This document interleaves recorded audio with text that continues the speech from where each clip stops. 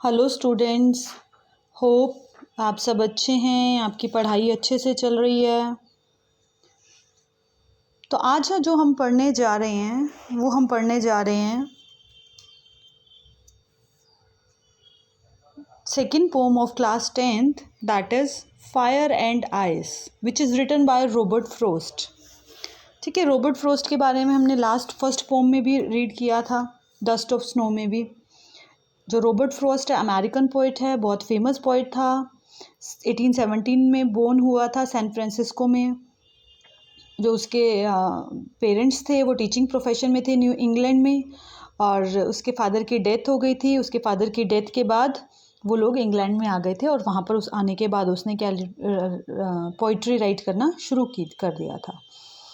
ठीक है, और जो रॉबर्ट फ्रॉस्ट था वो किसी भी यूनिवर्सिटी से डिग्री नहीं ली थी उसने, फिर भी उसको 28 यूनिवर्सिटी ने डिग्री दी थी। ठीक है, तो उसकी जो पोम्स हैं उनके बहुत डीप मीनिंग होते हैं। तो आज जो हम पोम पढ़ने जा रहे हैं that is fire and ice.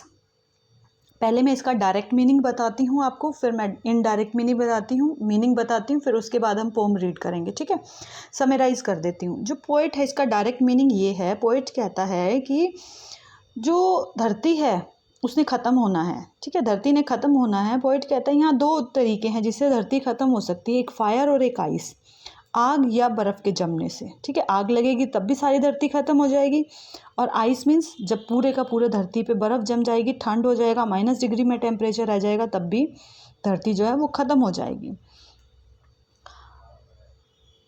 तो वो कहता है कि पर मैं ये कहता हूँ कि जो हो सकता है कि ये जो धरती है वो आग लगने से ख़त्म हो। ठीक है, अब मैं इसका इनडायरेक्ट मीनिंग बताती हूँ। इनडायरेक्ट मीनिंग क्या कहता है इसमें पोइट? इनडायरेक्ट मीनिंग में कहता है कि जो फायर है, फायर को इसने कंपैरिजन किया, फायर को कंपैरिजन किया है इसने जेलसी के साथ, और आइस का किया है इसने कोल्ड वॉर के साथ।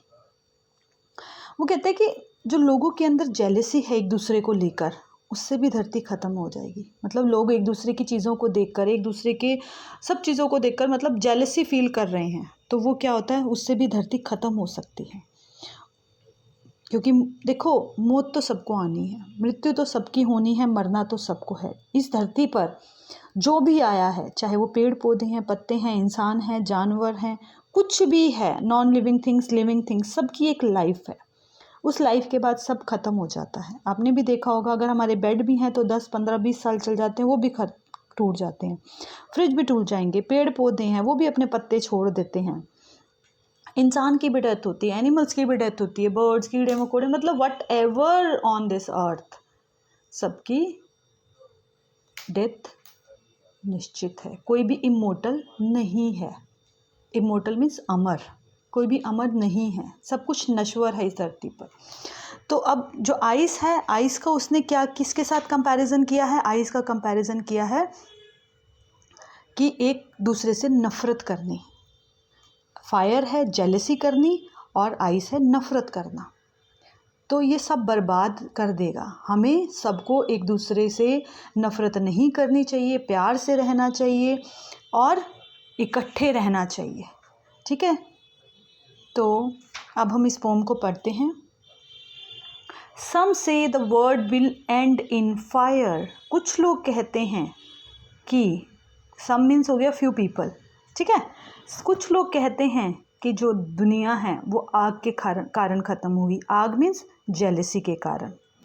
ठीक है, और कुछ लोग क्या कहते हैं, सम से इन आइस, और कुछ लोग क्या कहते हैं कि ये बर्फ़ के कारण ख़त्म होगी। From what I have tasted of desired. Tasted means flavor. तो जो पोएट है, from what I have tasted of desire, poet कहता है कि मैं किस चीज़ को टेस्ट करूं? I hold with those who favor fire.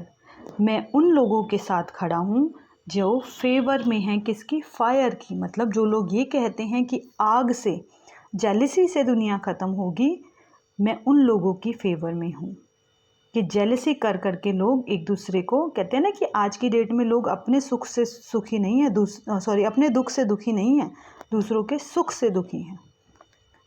तो वही चीज़ पोएट भी कह रहा है कि मैं उन लोगों के साथ हूँ, उन लोगों के फेवर में हूँ जो ये कहते हैं कि हमारा जो धरती है वो आग के कारण ख़त्म होगी। देखो हमारा जीवन तो मोर्टल है ही है, कुछ भी यहाँ पर रहने वाला नहीं है इस धरती पर, जो आया है उसे जाना ही जाना है।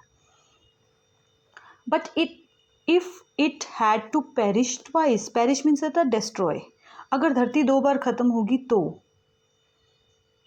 अगर धरती, but if it had to perish twice, perish means destroy, twice means 2 बारी, अगर धरती को 2 बारी ख़त्म होना पड़े तो I think I knew enough of hate, वो कहते हैं मुझे पता है, इनफ मीन्स सफिशिएंट, मुझे पता है कि ये जो दूसरी बार धरती है वो किससे ख़त्म होगी, हेट से, घृणा से, डिसलाइक से। To say that for destruction ice, destruction means क्या होता है, र्यून, बर्बादी। वो कहते हैं जो जैसे घृणा, नफरत, हेट धीरे धीरे धीरे धीरे फैल कर सब कुछ डिस्ट्रक्ट कर देती है, आइस की तरह, जैसे आइस धीरे धीरे धीरे धीरे फैलेगी और सब कुछ ख़त्म कर देगी, धीरे धीरे फैलते फैलते टेम्परेचर इतना ठंडा हो जाएगा, कोल्ड हो जाएगा और फिर वो इंसान मरना शुरू हो जाएंगे। ऐसे ही जो घृणा है, नफ़रत है, वो हमें कोल्ड हार्टेड बना देती है। कोल्ड हार्टेड का मतलब नो विदाउट फीलिंग्स, हमारे मन में इतनी नफ़रत आ जाती है कि दूसरे के प्रति कोई प्यार की भावना नहीं रहती, कोल्ड हार्टेड हो जाते हैं। तो इस तरह से भी नफ़रत से भी दुनिया ख़त्म हो जाएगी।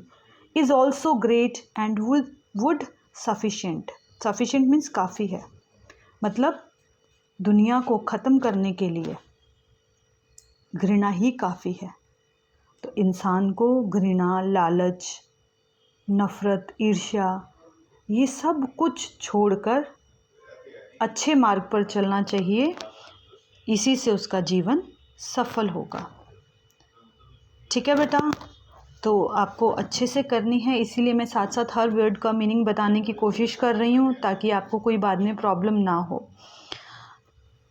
तो आपको पोएट के बारे में भी पता होना चाहिए, फिर से यही बात मैं कह रही हूँ आपको। ठीक है, चलिए बच्चों, thank you for watching my channel, kindly subscribe my channel so that आपको ऐसी ऐसी वीडियोस और मिलती रहें मेरी तरफ से। एजुकेशनल वीडियोस मैं डालूँगी, और अगर आप कुछ और भी सीखना चाहते हैं इंग्लिश से रिलेटेड, प्लीज़ कमेंट सेक्शन में बता दीजिए, मैं कोशिश करूँगी कि वही वीडियोस आपके लिए अपलोड कर सकूँ। थैंक यू बेटा, subscribe my channel, thank you, bye bye.